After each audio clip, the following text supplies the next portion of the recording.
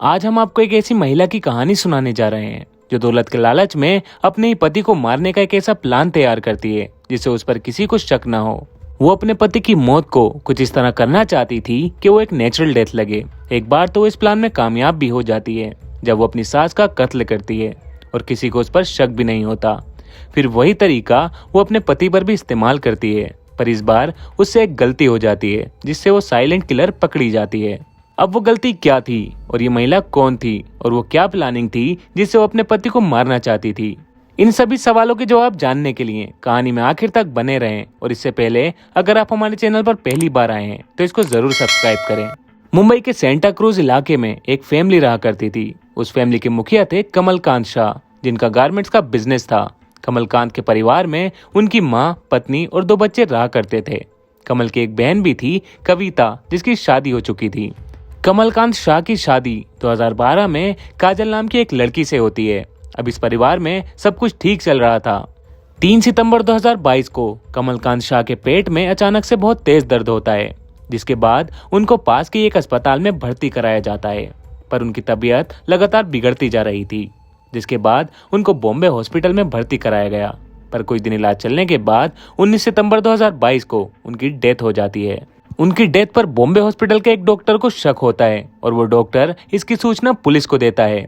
दरअसल शक की वजह थी कमल की ब्लड टेस्ट रिपोर्ट, जिसमें कमलकांत के खून में आर्सेनिक की मात्रा नॉर्मल से 4 गुना ज्यादा थी और थैलियम की मात्रा 300 गुना ज्यादा थी। दोस्तों, आपकी जानकारी के लिए बता दूं, आर्सेनिक की मात्रा अगर शरीर में नॉर्मल से ज्यादा बढ़ जाए तो वो जहर का काम करने लगता है। इन दोनों को साइलेंट जहर भी कहा जाता है, क्योंकि ये धीरे धीरे से शरीर में असर दिखाना शुरू करते हैं। और बस डॉक्टर को इसी बात पर शक हुआ कि इन दोनों की मात्रा शरीर में 400 गुना कैसे हो गई, जिसकी वजह से डॉक्टर ने पुलिस से कमलकांत शाह के शव का पोस्टमार्टम कराने को कहा। पोस्टमार्टम रिपोर्ट आने के बाद पुलिस इस मामले की जांच शुरू करती है। पुलिस अब कमलकांत शाह की फैमिली से पूछताछ करती है। इसी पूछताछ के दौरान पुलिस को एक बेहद चौंका देने वाली बात पता चली।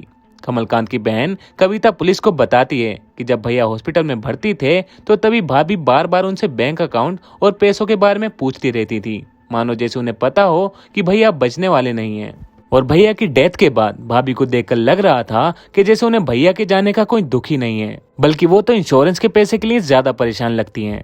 पुलिस को कविता ने एक बात और बताई कि 1 महीना पहले उनकी माँ की मौत भी इसी तरह से हुई थी जैसे कि भैया की हुई है। उनको भी पेट में दर्द उठा था। उनको शक है कहीं न कहीं इन दोनों मौतों के पीछे भाभी का हाथ है। अब पुलिस सबसे पहले कमल की पत्नी काजल की कॉल डिटेल्स निकलवाती है, जिससे पता चलता है कि एक नंबर से काजल पिछले कई सालों से बात करती आ रही है। जब कमल हॉस्पिटल में था तब भी काजल उस नंबर पर बात किया करती थी। जब पुलिस उस नंबर का पता निकालती है तो पता चलता है कि वो नंबर कमलकांत के दोस्त हितेश जैन का है और उसका कमलकांत के घर आना जाना लगा रहता था। तो पुलिस को इस बात पर ज्यादा शक नहीं हुआ। काजल पर भी शक करने की कोई दूसरी वजह नहीं मिली।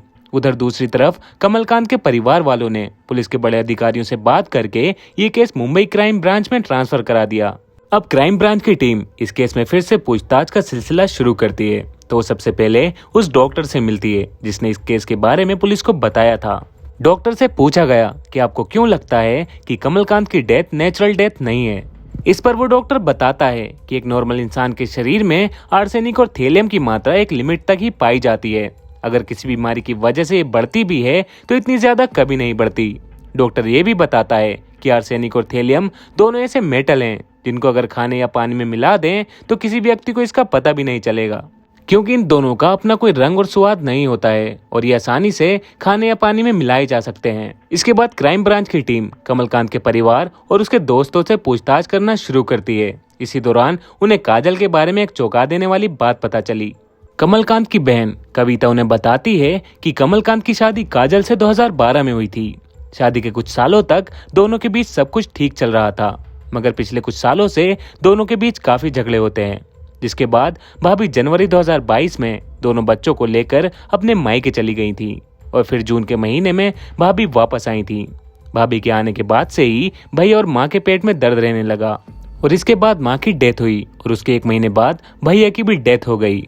अब ये सब जानने के बाद काजल शक के घेरे में आ जाती है और ये शक तब और बढ़ जाता है जब क्राइम ब्रांच की टीम काजल को ब्लड टेस्ट कराने को कहती है और वो ब्लड टेस्ट कराने से मना कर देती है। इसके बाद क्राइम ब्रांच की टीम काजल और हितेश की कॉल डिटेल्स निकलवाती है। तो उनको पता चलता है कि जब काजल मायके में थी तो काजल और हितेश देर रात तक बातें किया करते थे, और जब वो कमल के पास वापस रहने आई तो रात में उन दोनों की बातें होना बंद हो गई।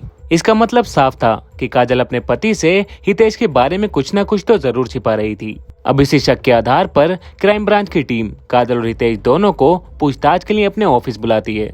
क्राइम ब्रांच की कड़ाई से पूछताछ की जाने की वजह से दोनों टूट जाते हैं और अपना जुर्म कबूल कर लेते हैं। काजल और हितेश बताते हैं कि जब काजल का अपने पति कमलकांत से झगड़ा चल रहा था तो उसी दौरान हितेश काजल को काफी समझाया करता था। जब भी काजल का झगड़ा कमलकांत से होता तो हितेश काजल को समझाने आ जाता था, और यही बातें काजल को पसंद आ गई और दोनों एक दूसरे के करीब आ गए। एक दिन दोनों ने अपने दिल की बात एक दूसरे को बता दी। काजल को हितेश के साथ रहना काफी अच्छा लगने लगा था। अब इधर काजल का झगड़ा कमल के साथ काफी बढ़ने लगा, और एक दिन काजल अपने बेटों को लेकर मायके चली गई। मायके में रहने के दौरान काजल और हितेश अक्सर मिला करते थे और देर रात तक बातें भी किया करते थे। काजल के दिल में हितेश के लिए इतना प्यार बढ़ गया था कि वो कमल के पास वापस ही नहीं जाना चाहती थी। काजल अब हितेश से शादी करके उसी के साथ रहना चाहती थी। काजल एक दिन हितेश से अपने पति को जान से मारने की बात कहती है। वो उससे पूछती है कि ऐसा कोई तरीका है जिससे वो अपने पति को मार भी दे और किसी को उस पर शक भी ना हो। इसके बाद हितेश मर्डर करने के तरीके के बारे में गूगल पर सर्च करता है, और गूगल से ही उसको आर्सेनिक और थैलियम के बारे में पता चलता है। पर हितेश के लिए परेशानी ये थी कि ये पदार्थ हमारे देश में बैन है और आसानी से किसी को भी नहीं मिलता, सिर्फ दवा बनाने वाली कंपनियों को ही मिलता है। फिर एक फर्जी कंपनी बनाकर हितेश इन पदार्थों को हासिल कर लेता है। फिर यहाँ से शुरू होता है काजल का खूनी खेल। 15 जून 2022 को काजल अपने पति के घर वापस आ जाती है।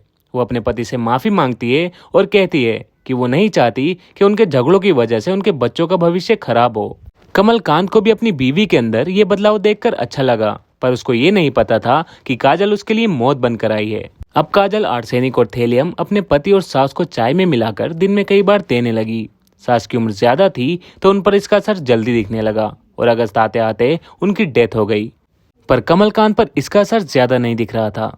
सास की डेथ पर किसी को भी कोई शक नहीं हुआ, तो काजल को अपने इस प्लान पर कुछ ज्यादा ही भरोसा हो गया, और इसी भरोसे के चलते काजल से एक गलती हो गई। उसने कमलकांत का डोज हद से ज्यादा बढ़ा दिया था, जिसकी वजह से कमलकांत की ब्लड टेस्ट रिपोर्ट पर डॉक्टर को शक हुआ और इस केस की जांच शुरू हुई। दोस्तों, इस केस में पहले तो काजल का प्लान ये था कि वो अपने पति से तलाक ले लेगी और फिर हितेश से शादी कर लेगी, लेकिन फिर दोनों ने आपस में बात करके प्लान बनाया कि क्यों ना कमलकांत को मार दिया जाए। उसके मरने के बाद उसकी सारी प्रॉपर्टी और बिजनेस काजल के नाम ही आ जाएगा। उसके बाद दोनों शादी के बाद आराम से ऐश की जिंदगी बिताएंगे। हितेश का प्लान था कि काजल जब विधवा हो जाती तो उसे और उसके बच्चों को अपनाने से उसका समाज में सम्मान और भी बढ़ जाता, और साथ में कमलकांत की सारी दौलत भी उसे मिल जाती। अगर क्राइम ब्रांच की टीम इस केस में दखल नहीं देती तो हितेश अपने प्लान में अब तक कामयाब भी हो जाता। काजल और हितेश के गुनाह कबूल के बाद 3 दिसंबर 2022 को पुलिस इन दोनों को गिरफ्तार कर लेती है।